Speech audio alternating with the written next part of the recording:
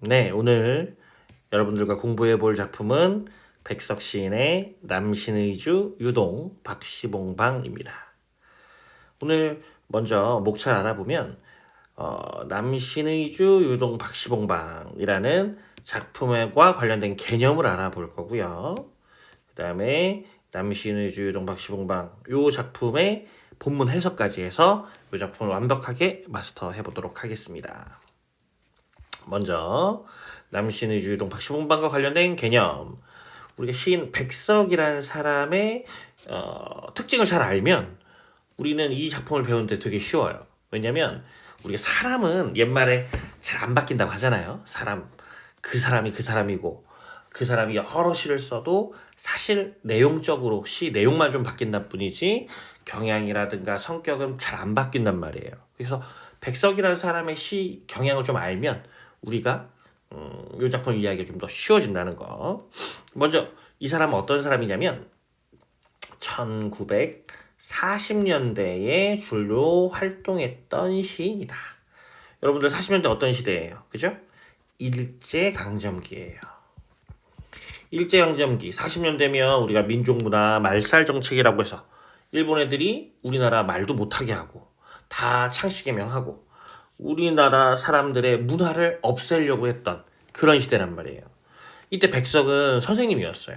저기 평안도에 함경도였나? 예, 함경도에 영어 선생님으로 학교에서 교육을 하고 있었단 말이죠. 그런데 뭐 칼을 차고 들어가 수업을 해라. 창씨개명 안 하는 애한테 뭐 일본어를 쓰지 않는 사람한테는 또 차별을 하고 처벌을 해라. 이런 지침이 계속 내려오니까 백석은 고민을 한 거죠. 이러다가 우리는 이제 역사를 아니까 한 5년 정도만 더 버티면 광복이 된다는 걸 알지만 그 당시에는 이러다가 우리나라 말도 글도 싹 잃어버리겠구나 라는 안타까움, 걱정 이런 걸 갖고 있었죠. 그래서 이 사람이 중요하게 생각했던 게 요거 향토적 토속적인 시 요걸 중요하게 생각하는 거예요. 우리가 이제 지금도 국립국어원이라는 홈페이지에 가면 우리나라 말들 이런 것들을 잘 보존하기 위해서 노력하고 있는데 백석은 시로서 그걸 하고 싶었던 거죠. 그러니까 시에서 향토적인 토속적인 그런 단어들을 많이 쓰고 우리말의 아름다움을 잘 살려서 잘 저장을 해놓으면 언제가 될지 몰라도 나중에 우리가 광복이 되면 우리가 이걸 다 찾을 수 있을 것이다. 이걸 가지고 우리 문화의 전통, 우리 말의 아름다움 이런 걸 전달할 수 있을 것이다. 후손들한테. 요런 마음으로 시를 썼다는 거죠. 그래서 향토적인 시어들 많고 그 다음에 방언 이런 것도 많이 써요. 그리고 백석이라는 사람은 그 서사적인 이야기 구조가 있는 시를 많이 씁니다. 그러니까 우리가 시를 짧게 쓰는 사람도 있고 산문적인 서술로 길게 쓰는 사람도 있는데 백석이라는 사람은 산문시라고 해서 이야기 구조가 있는 시를 중요하게 생각해요. 이야기 구조. 그래서 이야기 구조가 있는 그 어떤 상황 속에서 거기에서 우리가 공감할 수 있는 내용이 만들어지고 그 내용을 전달하는 것. 이것을 중요하게 생각하는 사람이 백석이라는 거. 그리고 이제 이 시의 제목이 좀 특이하죠. 남신의주 유동에 사는 박시봉이라는 사람의 집에 이 방이란 말은 새를 들어 산다 이럴 뜻이거든요. 새를 들어 산다. 그러니까 이 편지글 형식의 주소 같은 느낌으로 제목이 돼 있는 거예요. 그래서 이런 이야기 속에서 이 화자가 어떤 상황에 처해 있고 지금 어떤 감정을 갖고 있느냐 이런 걸 공감할 수 있게 만들기 위한 시를 많이 쓴다는 점. 이 시에서 가장 중요하게 쓰이는 표현 방법은 바로 객관적 상관물 되겠습니다. 이 객관적 상관물이라는 건 우리가 감정이입이라는 걸 공부할 때 얘기를 하는 것이긴 한데요. 감정이입이라는 거와는 좀 차이가 있어요. 감정이입은 어떤 대상의 어떤 자연물이겠죠. 자연물에 감정을 이입해서 집어넣는 거예요. 화자의 감정이. 그래서 그 감정이 들어가 있는 자연물을 통해서 화자의 감정을 간접적으로 전달을 하는 거죠. 그런데 이 작품 같은 경우는 그런 감정이입 없이 객관적 상관물만으로 화자의 의지 이런 걸 드러낸다는 거죠. 그러니까 이건 어떤 느낌이냐면 감정이입엔 객관적 상관문이 무조건 들어있거든요. 우리가 햄버거 세트를 시키면 감자튀김이 무조건 들어있잖아요. 굳이 감자튀김을 시키지 않아도. 마찬가지로 감정이입이 들어가면 객관적 상관문은 당연히 있는 거예요. 그런데 우리 감자튀김만 단품으로 시킬 수도 있잖아요. 그런 것처럼 객관적 상관물만 따로 나올 수도 있다는 거예요. 이때는 화자의 감정이 직접적으로 시에 드러나지는 않습니다. 예를 들어 슬픈 꾀꼬리 소리라고 한다면 슬픈이라는 화자의 감정이 직접적으로 들어가 있기 때문에 이거 감정이입이고 꾀꼬리는 객관적 상관물이다 라고 하겠지만 그냥 꾀꼬리를 보니 내 마음이 서글퍼졌어요. 근데 이제 서글프다란 말을 직접적으로 하지 않으면 감정이입은 없는 거죠. 그냥 객관적 상관물만 보고 꾀꼬리를 보니 슬프다 이렇게 되는 거죠. 실제로 우리 황조가 같은 작품을 우리가 객관적 상관물만 있는 작품으로 얘기 많이 하거든요. 그 황조가에서도 유리왕 화자가 아내랑 헤어지고 혼자 돌아오고 있는데 꾀꼬리 두 마리가 서로 이러면서 애정 표현을 하고 있는 거지. 그러니까 그걸 보면서 자신의 외로운 처지가 더 부각된 거예요. 그러니까 이렇게 객관적 상관문이라는 건 감정이입 없이도 나타날 수 있다는 거, 그게 여기에 들어있습니다. 자, 그럼 우리 본문 같이 볼까요? 이 글은 편지글의 이제 제목이 편지글의 주소 형식이었으니까 이 시의 내용은 편지의 내용에 해당하겠죠. 내용에 해당하니까 요거는 편지의 사용, 즉 화자가 지금 어떤 처지에 있는지 내 신변 상태가 어떤 것인지 그런 것들을 전달하는 형태로 되어 있다는 점 기억하시면서 보시죠. 어느 사이에 나는 아내도 없고 아내도 없어지고 아내와 같이 살던 집도 없어지고 그 다음에 살뜰한 부모도 동생도 멀리 떨어져서 어느 바람 쐬인 쓸쓸한 거리 끝을 헤매이었다까지. 자, 쓸쓸한, 여기 화자의 감정 직접적으로 나왔죠. 쓸쓸하다. 아내도 없고 집도 없고 부모도 동생도 다 떨어졌기 때문에 쓸쓸하다 이렇게 나왔어요. 이 시가 우리가 보통 이제 백석의 삶과 관련지어서 생각을 해본다고 한다면 백석은 좋아하는 여자가 있었거든요. 자야라는 별명을 지어줄 정도의 좋아했던 여자 김영한이라는 여자가 있었어요. 그런데 이 여자 직업이 기생이었어. 그러니까 백석은 굉장히 이 여자랑 좋고 실제로 같이 한 3년 정도 살림살이도 하거든요. 그런데도 불구하고 집안에서 반대를 해서 결과적으로 원치 않은 여자랑 결혼하게 되고 이 백석은 만주에 도망갈 계획을 해요. 이 자야랑. 근데 이 자야 입장에서도 뭐 귀족, 되게 백석 되게 잘 살았거든요. 잘 사는 집안에 젊고 백석 그리고 엄청 잘생겼어요. 이런 사람이 나 때문에 집안이랑 연 끊고 산다라고 한다면 마음이 좋진 않겠죠. 그래서 선뜻 백석과 함께 만주를 가겠다 이런 얘기를 못해요. 그래서 백석이 내가 먼저 만주 가 있을 테니까 준비되면 와 이런 얘기를 하고 먼저 떠나거든요. 그런데 정말 슬프게도 이 둘의 사랑은 이루어지지 않습니다. 유교가 터진 거죠. 유교가 터져서 만주에 가 있어도 백석은 이 김영한이 안 오니까 이 사람을 찾아서 다시 돌아온단 말이에요. 평안도로 고향으로. 근데 이때 이미 김영한은 전쟁의 피난을 와서 서울 와 있었어요. 그래서 둘이 엇갈리게 된 거죠. 이 김영한 씨는 끝까지 백석을 기다리면서 결혼도 하지 않고 돈 열심히 벌면서 살았다고 하죠. 그런 슬픈 사랑이 있어요. 그래서 그때를 생각하면 이게 지금 어떤 상황인지 알 수 있을 거예요. 아내도 없어지고 집도 없어지고 부모하고 동생들하고도 연 다 끊고 지금 난 여기 만주로 넘어가기 위해서 남신의주 우리나라의 북서쪽 끝 거기에서 지금 만주 넘어가려고 지금 잠깐 머물고 있는 상황이에요. 자, 다음 보죠. 바로 날도 저물어서 밤 됐어. 더 외롭겠죠? 바람은 더욱 세게 불고 추위는 점점 더해오는데 화자가 갖고 있는 고난은 지금 고난의 상황이 어떻게 된다? 심화되고 있다 라고 볼 수 있겠죠. 나는 어느 목순의 집, 목수, 요 사람이 이제 우리 제목에 나오는 박시봉 씨예요. 이 박시봉 씨네 집에 새를 들어 살게 된 거죠.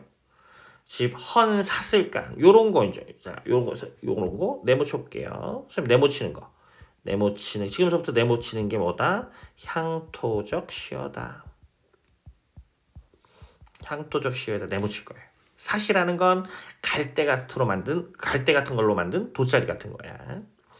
헌사슬간 한 방에 들어가 주인을 붙였다.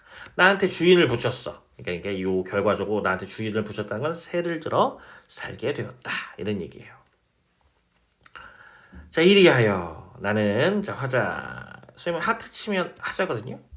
자, 화자 직접적으로 나왔어요. 작품 속에 화자 직접적으로 나왔어요.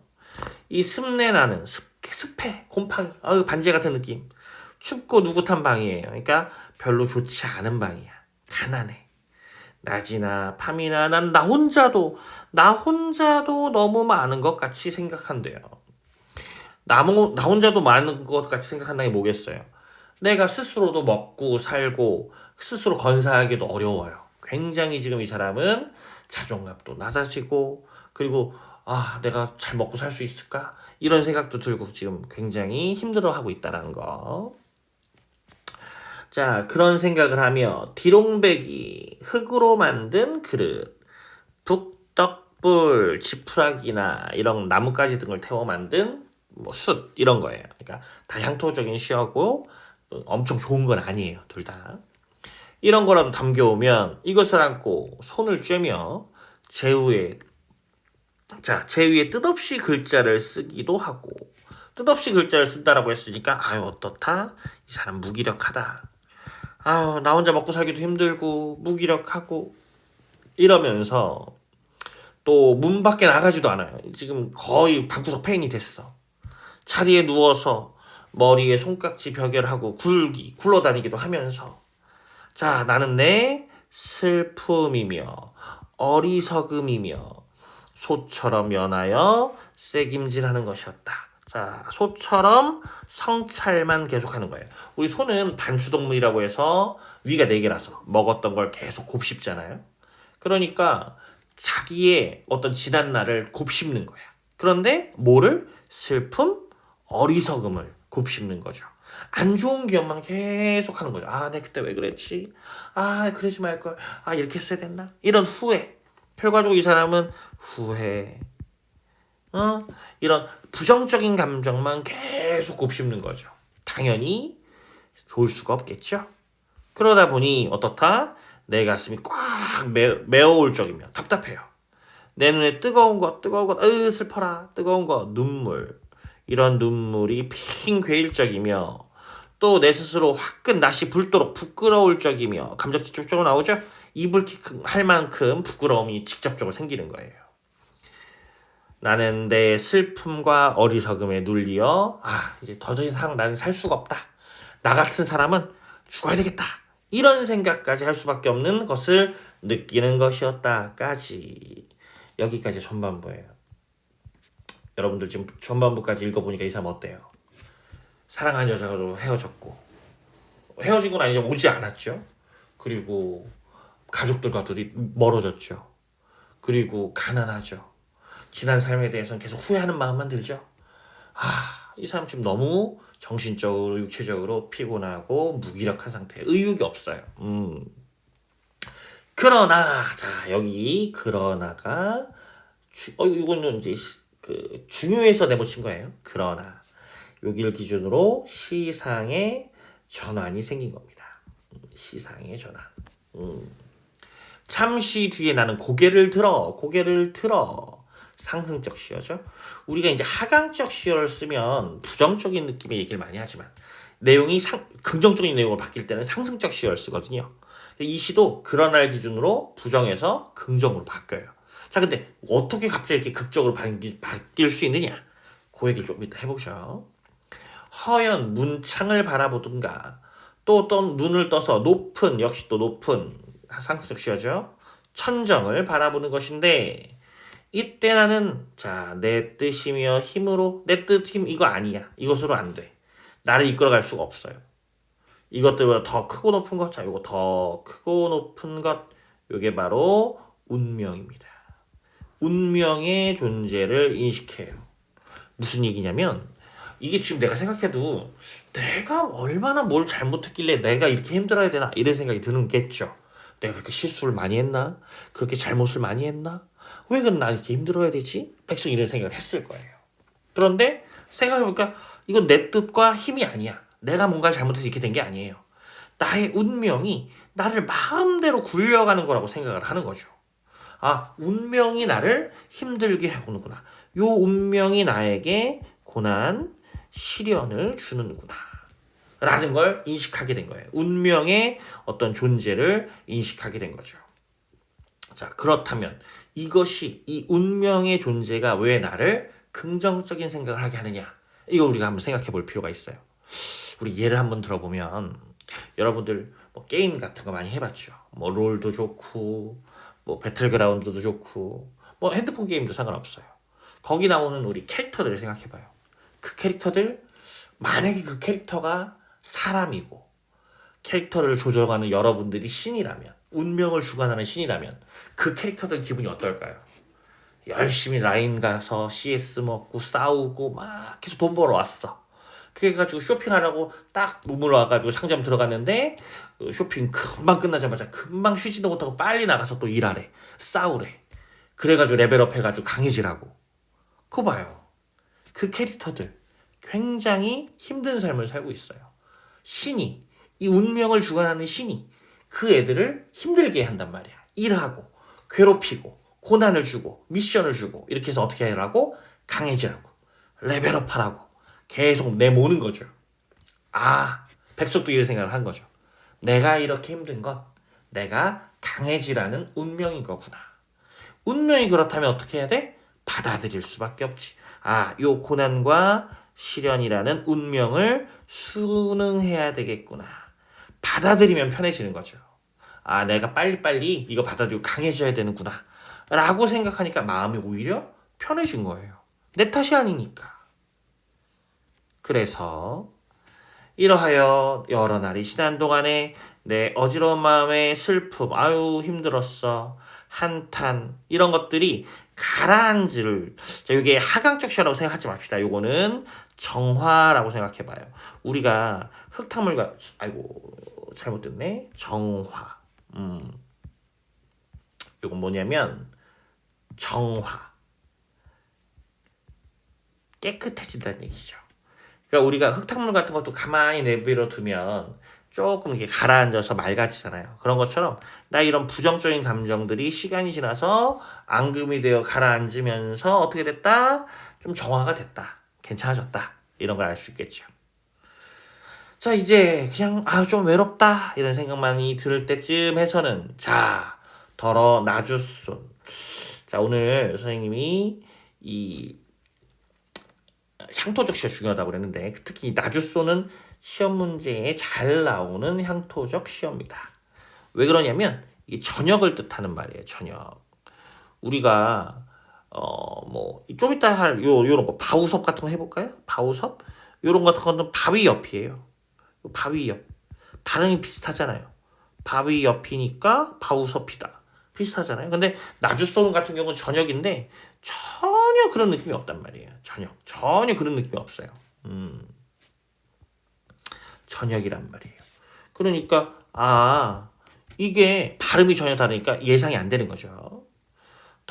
나주소네 저녁 무렵에 자, 살랑살랑 살랑살랑 아이고 요거다 살랑살랑 요거 음성상징어. 음성상징어라는 건 뭐냐? 의성어나 의태어를 가리키는 말입니다. 이런 것도 잘 썼네요. 쌀랑쌀랑 쌀랑눈이 와서 문창을 치기도 하는데 자, 쌀랑쌀랑 쌀랑눈 오니까 어때요? 겨울이죠. 시간적 배경은.